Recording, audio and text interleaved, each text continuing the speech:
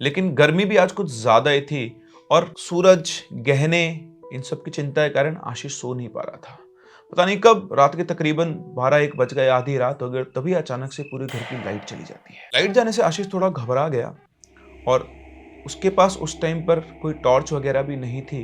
वो लेटा हुआ था अपनी चारपाई के ऊपर कि तभी उसे अपनी चारपाई के नीचे किसी जानवर की तरह सांसें लेने की आवाज़ सुनाई दी।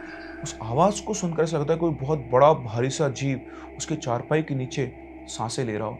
डर के मारे आशीष ने अपने आप को कंबल में लपेट लिया। ऐसे टाइम पर कंबल ही सबसे बड़ा सहारा होता है। उसके अंदर इतनी हिम्मत भी नहीं थी कि वो अपने घर वालों को आवाज लगा सके। आशीष अपने कानों को बंद करके उस आवाज को अनसुना करने की कोशिश कर रहा था कि तभी उसे लगा कि वो आवाज उसे थोड़ी दूर चली गई है। दूर जाने के बाद वो थोड़ा नॉर्मल हुआ कि तभी उसे अपनी माँ की चीख की आवाज सुनाई थी। वो भागकर वहां बाहर गया तो उसकी माँ ने कहा कि हे राम, ये क्या हो गया। और सामने का दिल दहलाने वाला मंजर देखकर उसके रोंगटे खड़े हो गए। हेलो एवरीवन, खमागणी and welcome to the world of stories. फिर से मैं आप लोगों के सामने एक और नया रियल सुपरनैचुरल एक्सपीरियंस लेकर। फैमिलीज के अंदर कुछ चीजें ऐसी होती है जिनको छुपा कर रखा जाता है, जिन्हें हम लोग फैमिली सीक्रेट्स कहते हैं या फिर पारिवारिक राज। घर के बड़े लोग ये समझते हैं कि ये राज छुपा के रखना चाहिए और एक समय तक बच्चों को इसके बारे में कुछ भी पता नहीं चलना चाहिए, जब तक कि वो समझदार नहीं हो जाते हैं या फिर फैमिली नहीं समझती है कि अब इस एज के बाद हम इनको ये सारी बातें बता सकते हैं। लेकिन कई बार ये राज जानने के चक्कर में उन्हीं बच्चों से हो जाती है कुछ इतनी बड़ी गलतियां इसके बारे में हम लोग अंदाजा भी नहीं लगा सकते हैं। तो आइए जानते हैं क्या हुआ था उस दिन ऐसा आशीष के घर में। लेकिन कहानी में आगे बढ़े उससे पहले अगर आपके पास वैसे कोई रियल सुपरनैचुरल एक्सपीरियंस है तो आप हमारे साथ हमारी इन दी गई आईडीज पर या फिर हमारे व्हाट्सएप नंबर के ऊपर भी शेयर कर सकते हैं। और इसी के साथ साथ आपको हमारी स्टोरीज पसंद आ रही है, आप स्टोरीज को देख रहे हैं लेकिन आप चैनल को सब्सक्राइब नहीं कर रहे और वीडियो को लाइक भी नहीं कर रहे हैं, सिर्फ आपको एक छोटा सा थंब देना है जो हमें एल्गोरिदम में ऊपर आने पे सपोर्ट करता है। तो प्लीज प्लीज प्लीज वीडियो को लाइक करें। अगर आपको स्टोरी पसंद आती है तो अपने फैमिली ग्रुप्स के अंदर इसको जरूर जरूर जरूर शेयर करें, क्योंकि जब फैमिलीज एक साथ बैठ कर स्टोरीज को एंजॉय करती हैं तो एक अलग लेवल की बॉन्डिंग वहां पर क्रिएट होती है। जब सबके सब बाद में इन स्टोरीज के ऊपर डिस्कस करते हैं कि ऐसा हुआ था या फिर ऐसा नहीं हुआ था, तो ऐसा क्यों हुआ था। तो प्लीज चैनल को सब्सक्राइब जरूर करें। आइए चलते हैं कहानी में आगे। तो आशीष और उसकी फैमिली यूपी के एक छोटे से गांव नेका छपरा में रहती है। ये इंसिडेंट आज से करीबन 3-4 साल पहले हुआ था, जब आशीष की उम्र करीबन 15 साल के आसपास थी। आशीष जो है वो बहुत ही शांत स्वभाव का और एक गरीब परिवार का लड़का है। उनका जो परिवार है वो इतना गरीब है कि 2 वक्त की रोटी भी वो मुश्किल से जमा कर पाते हैं। इसी के साथ साथ वो जिस गांव से बिलोंग करता है वो गांव आज भी बहुत ज्यादा पिछड़ा हुआ है। आशीष के परिवार में टोटल 7 लोग हैं। उसके मम्मी पापा, उसकी 2 बहनें, उसके 2 भाई और वो खुद। और सिर्फ इतना ही नहीं, आशीष खुद एक लोअर कास्ट को बिलोंग करता है, तो इनके गांव में ये सिस्टम है। इसलिए इन लोगों का जो घर है वो गांव के बाहर, मतलब गांव की बाउंड्री की तरफ है। गांव के अंदर ये लोग नहीं रह सकते हैं। यानी आप कह सकते हैं कि गांव वालों ने जो इनकी कास्ट के लोग थे उन लोगों को गांव में अलग से जगह दी हुई थी बाहर की तरफ, वहां पर ये लोग रहा करते थे। और ऐसे नहीं था ये अकेले थे, इनके आसपास इनके बहुत सारे, मतलब एक तरह से मतलब छोटा सा इनका मोहल्ला था, कबीला था, ये आप बोल सकते हैं, जहां पर इन्हीं के जाति के लोग रहा करते थे। आशीष के जो घर वाले हैं उनका ये मानना था कि उनके पूर्वज जो थे वो बहुत धनी हुआ करते थे। जो भी उनकी हालत है, पहले उनकी हालत ऐसी नहीं हुआ करती थी और उनके पास जो भी धन दौलत थी उसको बड़ी जाति के लोगों से और डाकू डकैतों से महफूज रखने के लिए इनके जो पूर्वज थे वो तंत्र मंत्र का सहारा लिया करते थे। अब जैसा कि आप सभी को पता है, और पता नहीं है तो हमारी कहानियां सुन सुनकर ही पता चल गया होगा कि तंत्र मंत्र का प्रभाव जितना फायदे के लिए होता है उतना ही वो नुकसान भी करता है। तो समय के साथ साथ तंत्र मंत्र का नेगेटिव इंपैक्ट आना शुरू हुआ और उनके पूर्वजों की जो संपत्ति थी वो धीरे धीरे खोने लगी और इसी के साथ साथ उन लोगों को प्रॉब्लम्स होने लगी। और शायद आज इसी वजह से पूरे गांव ने उनको दरकिनार किया हुआ था। ये सारी बातें आशीष को उसकी दादी बताया करती थी। तो बात है 2021 की, जब लॉकडाउन लगा हुआ था। और लॉकडाउन के अंदर आप समझ सकते हैं ऐसा गरीब परिवार जिसका गुजर बसर बड़ी मुश्किल से चलता था, इन लोगों के लिए रोजी रोटी कमाना भी बहुत मुश्किल हो गया था। ऑल इन ऑल बहुत डिफिकल्ट समय आशीष और उसके परिवार के लिए यहाँ पर आ चुका था। इतना ही नहीं, आशीष का जो घर था वो बिल्कुल गांव के बिल्कुल लास्ट कॉर्नर पर था और इनके घर के पास में ही एक तालाब था। ये कोई नॉर्मल तालाब नहीं था। इस तालाब के चारों तरफ घने पेड़ और झाड़ियां थी और शाम के बाद इस तालाब की तरफ जाना तो दूर, इस तालाब का जिक्र तक कोई नहीं करता था। आशीष के घर वाले, उसके पड़ोसी और यहाँ तक कि गांव वाले भी शाम के बाद कभी भी उस तालाब की तरफ नहीं जाते थे। सभी लोग ये कहते थे कि ये तालाब एक भूतिया तालाब है, यहाँ पर कई लोगों की डूबकर मौत हुई है और उनकी आत्मा इस तालाब के आसपास घूमती रहती है। बच्चों को कभी भी सूरज ढलने के बाद इस तालाब की तरफ नहीं जाने दिया जाता था। इवन गांव के कई लोग तो आशीष के घर वालों को ताने भी मारते कि तुम उस भूतिया तालाब के आसपास रहते हो, इसीलिए तुम्हारी हालत ऐसी है। लेकिन सच क्या था, किसी को भी पता नहीं है। अभी आशीष जो है वो घर में सबसे छोटा था और इसके घर वालों का ये मानना था कि जब तक घर में कोई पढ़ा लिखा नहीं होगा, घर का उद्धार या उसका विकास नहीं हो सकता है। तो उन सभी लोगों का फोकस था कि आशीष पढ़ लिख कर थोड़ा आगे बढ़े जीवन के अंदर, और इसीलिए उसे जो स्कूल था इनके गांव के अंदर, सरकारी स्कूल, उसी के अंदर पढ़ाया जाता था और उससे बार बार पढ़ने के लिए उसे प्रेशराइज किया जाता था।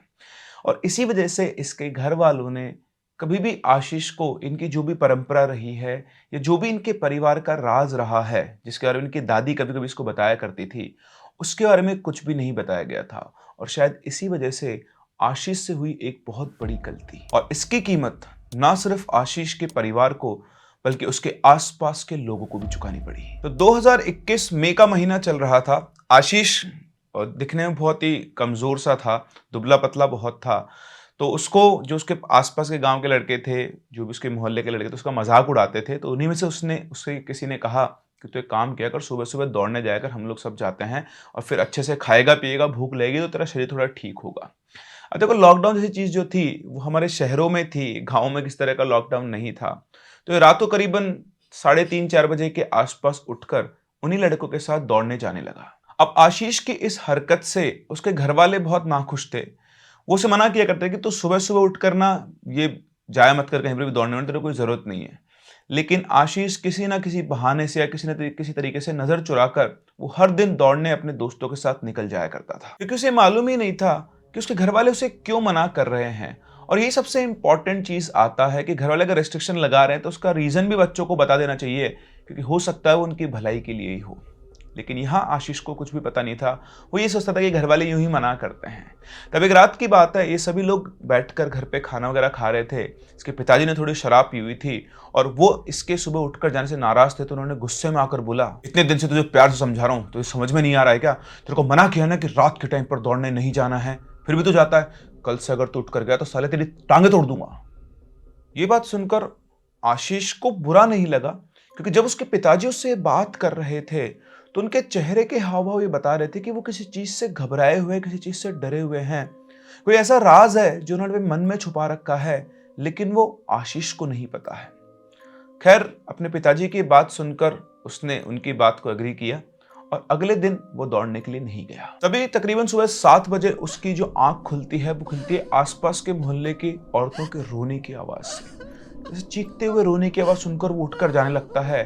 तो बाहर खड़ी हुई इसकी माँ उसको रोकती है और बोलती है कि तू वहां पे मत जा, तुझे ये सब नहीं देखना चाहिए। पापा ये बात बोले तो रुक भी जाते हैं, लेकिन माँ की बात को जनरली जवान बच्चे ऐसे इग्नोर कर देते हैं। तो माँ को बोला कि नहीं मैं जाऊंगा, और वो फटाफट से भागता हुआ गया। घर से बाहर निकल के उसने देखा कि उसके पड़ोस के घर में बहुत सारी औरतें जमा हुई है, बहुत सारी भीड़ लगी हुई है, औरतें आदमी सभी जमा है। वो भागते वहां पर पहुंचा और भीड़ के अंदर से घुसकर जब उसने देखा तो उसे पता लगा कि उसके घर के पड़ोस में रहने वाले एक जवान आदमी की मौत हो चुकी है। उस डेड बॉडी को देखते ही आशीष की आंखों से आंसू निकलना शुरू हो गए, क्योंकि ये उनको अपने चाचा बोला करता था। जब आशीष को उनकी मृत्यु कारण पता चला तो लोगों ने बताया कि कल रात को इनके घर में कुछ चोर डकैत घुस आए थे और वो इनका जेवर सोना सारा सामान लेकर भाग रहे थे जो भी इनके पास था।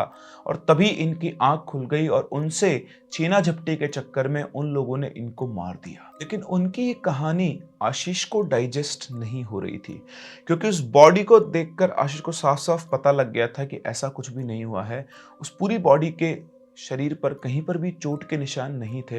पूरा शरीर बिल्कुल सूख गया था और नीला पड़ा हुआ था, जैसे किसी ने खून की एक एक बूंद चूसकर उसके शरीर से बाहर निकाल ली हो। कुछ ना कुछ ऐसा था जो ये परिवार वाले बाकी सब लोगों से छुपा रहे थे। खैर, उस आदमी का अंतिम संस्कार किया गया, लेकिन उसकी मौत से आशीष को थोड़ा धक्का लगा, क्योंकि बहुत मिलनसार था और बहुत अच्छे से उसकी बॉन्डिंग थी उनके साथ। यहाँ पर एक और चीज हुई, जिस दिन उस आदमी की मृत्यु हुई उसी दिन शाम को आशीष के घर में एक गाय थी। उस गाय ने एक बछड़े को जन्म दिया। अपना मन बहलाने के लिए आशीष उस बछड़े का ध्यान रखता, उस बछड़े के साथ ही खेला करता था। 1-2 दिन के बाद ही आसपास के मोहल्ले के लोगों के बीच में उस आदमी की मौत को लेकर बातें होने लगी। यहाँ पर आशीष ने दो बूढ़ी औरतों को आपस में बात करते हुए सुना, जो कह रही थी कि उसकी जो मौत हुई है ना, वो जरूर उस छुपे हुए धन की वजह से हुई है। उसने उस धन निकालने की कोशिश की है और इसी वजह से वो मारा गया है। देखा नहीं था उसका शरीर, ऐसा लग रहा था कि सारा का सारा खून किसी ने चूस लिया है। अब ये बात जब आशीष ने सुनी तो उसका दिमाग ठनका, ये कौन से धन की बात कर रहे हैं। और तभी उसके दिमाग में एक और चीज आई कि उसके घर के पीछे एक छोटा सा कमरा बना हुआ है, जो कि टाट का बना हुआ है, लकड़ी के जो घास फूस होते हैं उनका बना हुआ है। उस कमरे में हमेशा ही ताला लगा रहता है और घर के बच्चों को उस कमरे की तरफ नहीं जाने दिया जाता है। क्या ऐसा हो सकता है कि उनके घर के अंदर भी कहीं ना कहीं धन छुपा हुआ है, जिसके घर वालों को पता है लेकिन उन्होंने उसे नहीं बता रखा है। अब आशीष का दिमाग एक अलग ही एंगल की तरफ जाने लगा और उसने पूरी अपनी आज तक की लाइफ में जितनी बार उस कमरे के आसपास बारे में कुछ भी सुना है, जो भी रिलेट कर पाया, वो उससे उसे समझ में आ गया था कि उनके घर में भी शायद धन छुपा हुआ है और वो उस कमरे के अंदर ही है। इतनी गरीबी की हालत उसने देखी हुई है तो उसे लगा कि क्यों ना ये पता किया जाए कि क्या वाकई में उसके घर में भी धन है या फिर ये सिर्फ पड़ोस वाले के घर में ही था। खैर, ये सब चलता रहा। कुछ दिनों के बाद एक दिन घर के अंदर साफ सफाई होने लगी। उसके पिताजी जो है वो पूजा और हवन का सामान लेकर आए। तो सब साफ सफाई होते देख आशीष ने अपनी माँ से पूछा कि माँ, आज ये साफ सफाई हो रही है, पिताजी पूजा का सामान लेकर आए हैं, आज क्या है? तो उसकी माँ ने बताया कि बेटा, आज पूर्णिमा की रात है और आज के दिन हम लोग हमारे पूर्वजों और कुल देवता की पूजा करते हैं। इसीलिए आज के दिन हम लोग सभी लोग जल्दी से सो जाया करते हैं और रात के 12 बजे हम लोग ये पूजा करते हैं। तो उसने और कुछ जानना चाहा तो उसकी माँ ने मना कर दिया कि बेटा, जब तक हम लोग हैं, तुम्हारे माता पिता हैं, तब तक कुल देवता की पूजा हम ही लोग करते हैं। हमारे बाद तुम लोग इस पूजा को किया करोगे।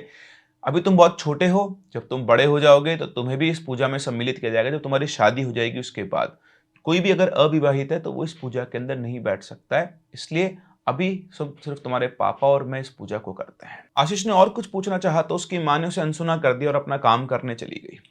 लेकिन अपनी माँ की बात सुनकर आशीष ने मनी मनी ठान लिया था कि कुछ तो राज है, कुछ तो रहस्य है कि माँ और बाबा इन बच्चों को उस पूजा के अंदर अपना बैठने देते हैं, ना इस बारे में कुछ वो बता रहे हैं। लेकिन उसने ठान लिया था कि आज वो इस राज से पर्दा उठाकर रहेगा। उसने दिन भर इंतजार किया और रात को करीब 9 बजे सब लोग खाना खा पीकर सोने चले गए। सोने आशीष भी चला गया, लेकिन उसको नींद नहीं आने वाली थी। उसने इंतजार किया रात के 12 बजने का। आप समझते हैं गांव के अंदर पावर कट रहता ही है रात के टाइम पर, तो उस रात भी बिजली नहीं आ रही थी। सोए हुए थे, बिल्कुल अंधेरा हो रखा था और रात को करीबन 12 बजे के आसपास, ऐसा नहीं कि घड़ी वगैरह है या कुछ था, अंदाजे से समय चला करता था। यह हो सकता है कि घर वालों के रूम में घड़ी वगैरह हो, इतना मुझे आइडिया नहीं है। द पॉइंट इज कि जब वो सो रहा था तो उसे नींद तो आ नहीं रही थी, फोकस कर रहा था वो हर एक आवाज पर, पूरी तरह सन्नाटा फैला हुआ था। और तभी उसे कमरे का गेट खुलने की आवाज आती है। दैट मीन समझ गया था कि उसके माता पिता ने गेट खोला है और अब वो पूजा करने जा रहे हैं। उसने थोड़ी देर वहां पर इंतजार किया। जब सब कुछ शांत हो गया तो चुपचाप से अपने कमरे से उठा। बिल्कुल अंधेरा हो रखा था और उस अंधेरे में धीरे धीरे चलते चलते उसने अपने कमरे का गेट खोला और बाहर देखा तो उसके माँ बाबा के कमरे का गेट खुला हुआ था। वो चांद की रोशनी हो रखी थी तो वो धीरे धीरे पीछे वाले उस कमरे की तरफ गया और वहां जाके उसने देखा तो उसे उस कमरे से दीपक की जो रोशनी होती है वो कमरे से बाहर आ रही थी। तो वो समझ गया था कि घर वालों ने पूजा शुरू कर दी है और वो बिल्कुल दबे पांव उस कमरे के आसपास पहुंचा। जैसा ना, वो बताया वो कमरा बांस से बना हुआ था, मतलब जो टाट बोलते हैं उसको वहां पर। तो चुपचाप उस कमरे के कोने में पहुंचा और उस टाट को थोड़ा सा उसने चौड़ा किया और अपनी आंख से अंदर देखा। तो उसने अंदर का जो दृश्य देखा, उसकी आंखें फटी की फटी रह गई। वहां पर अंदर सामने एक मूर्ति रखी हुई थी, जो कि भगवान की नहीं थी, कुछ और ही वो मूर्ति थी। और उस मूर्ति के पैरों के नीचे एक लाल रंग की पोटली रखी हुई थी, जिसमें था बहुत सारा सोना। कई सोने के सिक्के गहने वहां पर रखे हुए थे, इतने जितने शायद कभी आशीष ने अपनी जिंदगी में भी नहीं देखे थे।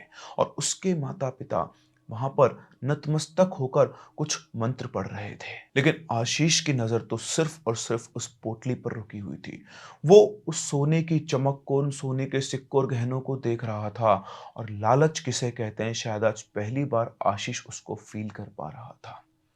थोड़ी देर रुकने के बाद वो चुपचाप वहां से उठा और जाकर अपने कमरे में लेट गया। लेकिन अब उसे नींद नहीं आ रही थी। उसके जहन में सिर्फ और सिर्फ वो सोना घूम रहा था और उसी के साथ साथ घूम रहे थे बहुत सारे सवाल। हम इतने गरीब हैं, 2 वक्त की रोटी हमें मुश्किल से मिल पाती है और मेरे माँ बाप ने इतना सारा सोना छुपा के रखा हुआ है। क्या वो इस सोने को काम में नहीं ले सकते? कुछ सोना अगर वो बेच दे तो हम लोग भी अपनी जिंदगी अच्छे से गुजर बसर कर सकते हैं। लेकिन उसके दिमाग में ये सवाल नहीं आया कि आखिर क्यों उसके घर वालों ने उस गहने और सोने के सिक्कों को छुपा के रखा हुआ है। कोई तो ऐसा कारण होगा कि वो लोग नहीं चाहते हैं कि ये सोना किसी के हाथ लगे या फिर कोई उसे यूज करे। लेकिन उसके दिमाग में तो एक ही चीज चल रही थी, उसकी गरीबी, कि कैसे उसकी गरीबी दूर होगी। और उसे साफ साफ दिखाई दे रहा था कि अगर इसमें से कुछ सोना उसके हाथ लग जाए तो उसको बेचकर इतना पैसा आ सकता है कि इनका गुजर बसर अच्छे से हो सकता हो, किसी और का हो ना हो, लेकिन मेरा गुजर बसर तो बहुत अच्छे से हो सकता है। वो यही सब सोच रहा था और तभी कुछ देर में उसे उसके माँ बाप के आने की आहट आई।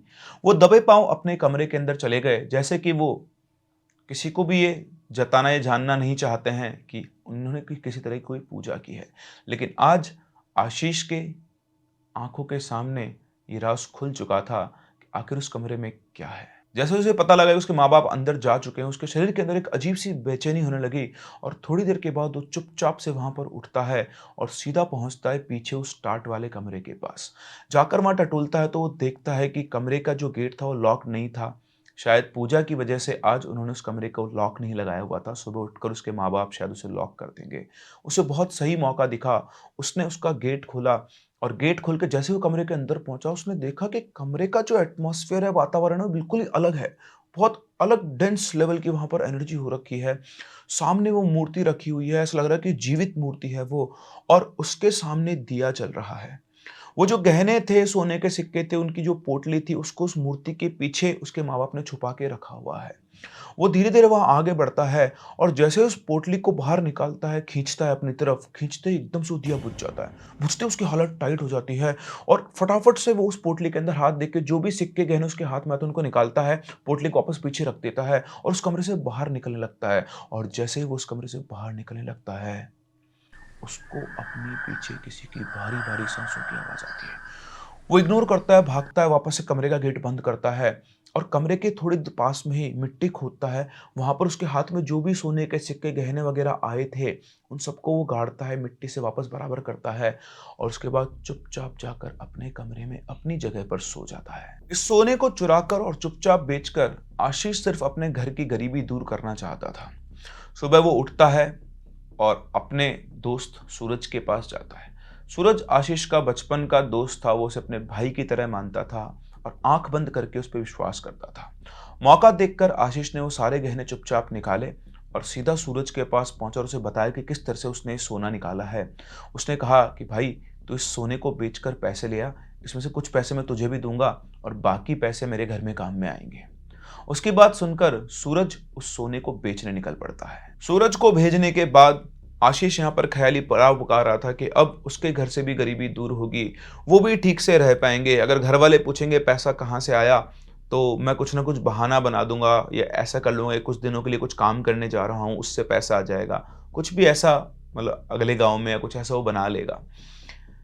लेकिन शायद जो वो सोच रहा था वो चीज़ें उतनी आसान नहीं थी। शाम के करीबन 7 बजे तक भी सूरज घर पर वापस नहीं आया। जब वो वापस नहीं आया तो वो सूरज के घर पे पूछने गया तो उसे घर वालों ने बताया कि उनको नहीं पता कि सूरज कहाँ गया हुआ है, शायद अभी थोड़ी देर में आ जाएगा। जब उसके घर से वापस आया तो अब आशीष की चिंता बढ़ गई। वो सूरज को लेकर बहुत परेशान था। इसलिए नहीं कि सूरज को कुछ हो गया होगा, इसलिए कहीं आशीष से ज्यादा लालची सूरज तो नहीं निकला, कहीं सूरज उस सोने को लेकर फरार तो नहीं हो गया। रात के 9 बजे तक उसने इंतजार किया लेकिन सूरज की कोई खबर नहीं आई। घर वालों के सबके सोने का टाइम हो गया था तो घर वालों ने बोला कि चलो भाई सब सोते हैं। अब सोने तो सब चले गए, लेकिन आशीष की आंखों में नींद नहीं थी। आशीष अपने बिस्तर पर सोने की कोशिश कर रहा था, लेकिन गर्मी भी आज कुछ ज्यादा ही थी और सूरज, गहने, इन सब की चिंता के कारण आशीष सो नहीं पा रहा था। पता नहीं कब रात के तकरीबन 12-1 बज गए, आधी रात हो गई, तभी अचानक से पूरे घर की लाइट चली जाती है। लाइट जाने से आशीष थोड़ा घबरा गया और उसके पास उस टाइम पर कोई टॉर्च वगैरह भी नहीं थी। वो लेटा हुआ था अपनी चारपाई के ऊपर कि तभी उसे अपनी चारपाई के नीचे किसी जानवर की तरह सांसें लेने की आवाज सुनाई दी। उस आवाज को सुनकर ऐसा लगता है कोई बहुत बड़ा भारी सा जीव उसके चारपाई के नीचे सांसें ले रहा हो। डर के मारे आशीष ने अपने आप को कंबल में लपेट लिया। ऐसे टाइम पर कंबल ही सबसे बड़ा सहारा होता है। उसके अंदर इतनी हिम्मत भी नहीं थी कि वो अपने घर वालों को आवाज लगा सके। आशीष अपने कानों को बंद करके उस आवाज को अनसुना करने की कोशिश कर रहा था कि तभी उसे लगा कि वो आवाज उसे थोड़ी दूर चली गई है। दूर जाने के बाद वो थोड़ा नॉर्मल हुआ कि तभी उसे अपनी माँ की चीख की आवाज सुनाई दी। वो भागकर वहां बाहर गया तो उसकी माँ ने कहा कि हे राम, ये क्या हो गया। और सामने का दिल दहलाने वाला मंजर देखकर उसके रोंगटे खड़े हो गए। उसने देखा कि उसके गाय ने जिस बछड़े को जन्म दिया था वो वहां से गायब था। खून के छींट, जहां पे गाय बंधी हुई थी वहां पर पूरी तरफ खून के छींटे पड़े हुए थे, मोटे मोटे से लोथड़े से पड़े हुए थे। और वो जो बछड़ा था वो अपनी जगह से गायब था। और जहां गाय को बांधा जाता है वहां पर जो टाट लगी हुई थी, जो बांस, छोटे छोटे बांस के वो लगे हुए होते हैं, उनके अंदर एक छेद हो रखा था। ये सब कुछ देखकर ये साफ पता लग रहा था कि कोई जानवर या कोई ऐसी चीज आई है जो उस बछड़े को वहां से खींचकर उस तालाब की तरफ लेकर गई है। अपने हाथ में टॉर्च लिए हुए आशीष के पिताजी और आसपास के लोग जब उस गांव के तालाब की तरफ गए तो उन्होंने देखा कि टुकड़े में, रास्ते में कहीं कहीं जो डिस्टेंस थे उसमें कहीं कहीं उस बछड़े के शरीर के कुछ टुकड़े वहां पर फैले हुए थे और एक खून की लाइन बनी थी जो तालाब के अंदर तक जा रही थी। बड़े मुश्किल से उस दिन आशीष के परिवार की रात गुजरी और सुबह होते ही पूरे मोहल्ले टोले में यह बात फैल गई कि इस तरह से कल उनकी गाय के बछड़े को कोई खींच कर ले गया है। अब जब पूरे मोहल्ले में बात फैली तो सभी लोग अजीब-अजीब सा बिहेव करने लगे। इधर आशीष को समझ में नहीं आ रहा था कि उसे क्या करना चाहिए और उसे अब सूरज की चिंता भी सताने लगी थी। वो अपने पिताजी और माँ के पास जाता है और जाकर उनको सारी बात बताता है कि कैसे उसने कल रात को वहाँ से वो सोना निकाला था। उसकी बात सुनते ही उसके पिताजी अपना सिर पकड़कर नीचे बैठ जाते हैं और बोलते हैं कि अरे हरामजादे, ये क्या किया है तूने? इतना कहकर वो वहाँ से अपने घर से निकले और सीधा उनके मोहल्ले के जो सबसे बुजुर्ग लोग थे, उन लोगों के पास जाकर बात करने लगे। उनके जाने के बाद आशीष को लगे उसने शायद अनजाने में कोई गलती कर दी है। कुछ देर के बाद उसके पिताजी वापस आए अपना मुँह लटकाए और आते ही सीधा वो आशीष के ऊपर बरसना चालू हो गए। थप्पड़, लात, चप्पल सबसे आशीष को बुरी तरह से पीटना शुरू किया। आशीष को समझ नहीं आता कि उसे क्यों पीटा जा रहा है और फिर उसको ठीक से पीटने के बाद उसके पिताजी वहां पर बैठ कर बोलने लगे, ये क्या कर दिया है तूने? अब पूरा इतिहास दोहराना पड़ेगा। अब हर घर से एक जान जाएगी। साले, तूने सोचा भी नहीं एक बार भी कि तू ये क्या करने जा रहा है? कोई चीज तो ऐसी इसके अंदर जो मना कर रहे हैं और तूने जाकर वही कांड कर दिया। तब आशीष घर के बाहर जाके मुंह लटका कर बैठ गया। इस टाइम करीबन सुबह के 9 बज रहे थे और वो जाके बैठे ताकि तभी उसे गांव के अंदर सूरज के घर से रोने चीखने की आवाज आने लगी। वो भागकर सूरज के घर पे पहुंचा तो वहां जाकर उसे पता लगा कि सूरज की ट्रक के नीचे आकर मौत हो चुकी है। सूरज के बारे में सुनते ही आशीष फूट फूट कर रोने लगा। अब जब चीजें बिगड़ने लगी तो आशीष के पिताजी ने पूरे टोले यानी मोहल्ले के लोगों को आशीष की गलती के बारे में बता दिया। ये सब सुनने के बाद एक बार तो सभी मोहल्ले वाले शॉक्ड रह गए। उन्होंने आशीष के पिता को बहुत बड़ा बुरा भला कहा कि तुमको ध्यान रखना चाहिए था अपने बेटे का, बहुत बड़ी गलती कर दी इसने। उसने सबसे माफी मांगी। उसके बाद मोहल्ले के लोगों ने आपस में बातचीत की और कुछ तांत्रिकों को बुलाया। शाम के समय पर 4-5 कुछ बहुत ही विचित्र से दिखने वाले तांत्रिक उस मोहल्ले के अंदर आए और एक-एक करके मोहल्ले के लोगों से उन्होंने बात की। देखते ही देखते वो सभी के सभी तांत्रिक आशीष के मोहल्ले के बीच में घेरा बनाकर बैठ गए और मोहल्ले के बाकी सभी लोग उनकी तरफ पीठ करके बैठ गए। मतलब पांचों तांत्रिक एक दूसरे को देख रहे हैं गोला बना के और बाकी मोहल्ले के लोग उल्टे डायरेक्शन में देखकर बैठे हुए हैं। इसका मतलब वो क्या कर रहे हैं किसी को भी दिखाई नहीं दे रहा है। थोड़ी देर के बाद उन तांत्रिकों ने कुछ लोगों को बुलाया और उन्हें कान में कुछ कहा। उनके कहते ही वहां से 4-5 लोग बाइकें लेकर निकल पड़े। आशीष उस वक्त बैठा बैठा ये सब कुछ देख रहा था। फिर थोड़ी देर के बाद वापस से वो लोग बहुत तेज आवाज में बोले, सभी के सभी बच्चे यहां से चले जाएं और जिनकी शादी नहीं हुई है वो भी यहां से चले जाएं। यहां पर सिर्फ विवाहित लोग रुकेंगे। उनके इतना कहते ही जितने भी बच्चे थे और जितने भी अविवाहित लोग थे वो वहां से उठकर चले गए और आधी से ज्यादा भीड़ कम हो गई। आशीष भी अपने घर चला आया लेकिन उसके मन में अभी भी वो क्यूरियोसिटी थी, वो कौतूहल था कि आखिर वहां पर चल क्या रहा है। थोड़ी देर घर में बैठे रहने के बाद तो चुपचाप छिपता छिपाता एक ऐसी जगह पर जाकर बैठ गया जहां से उसे वहां का नजारा साफ साफ दिखाई दे रहा था। और अब उसे दिखाई दे रहा था कि उस उन पांचों तांत्रिकों के घेरे के बीच में वही मूर्ति रखी गई है जो आशीष के घर के पीछे वाले टाट के कमरे में थी, जिसके पीछे से उसने वो सोना निकाला था। और सिर्फ इतना ही नहीं, उसकी आंखें फटी की फटी रह गई ये देख करके उस तस्वीर के आसपास में करीबन 10-12 और वैसी की वैसी पोटलियां रखी थी जैसी पोटली में से उसने सोना निकाला था। वो कुछ सोच समझ पाता उससे पहले ही आशीष के मोहल्ले के जो 4-5 लोग गए थे वो एक सुअर को पकड़ कर लेकर आए और उसके बाद उन तांत्रिकों ने ऊंचे स्वर में फिर से कहा कि आज रात को इस 12 बजे इस जानवर की बलि दी जाएगी और इसका कच्चा मांस चढ़ाया जाएगा, उसके पश्चात ही सब कुछ ठीक होगा। इतना सुनते ही आशीष वहां से चुपचाप चला गया और वो रात का इंतजार करने लगा कि आखिर देखते हैं रात को क्या होता है।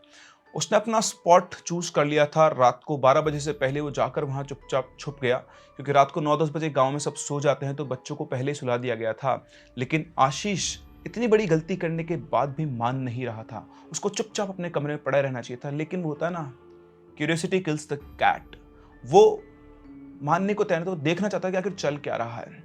रात को 12 बजे वहां पर पूजा शुरू हुई। करीबन 1 घंटे पूजा करने के बाद उन तांत्रिकों ने उस जानवर की वहां पर बलि दी और उसके बाद उसके कच्चे मांस को वहां चढ़ाया और वहां जितने भी लोग उपस्थित थे उन सब ने भी उस कच्चे मांस का ग्रहण किया। ये देखकर आशीष चुपचाप वापस अपने कमरे में चला गया और जाने कब सोचते सोचते उसकी आंख लग गई।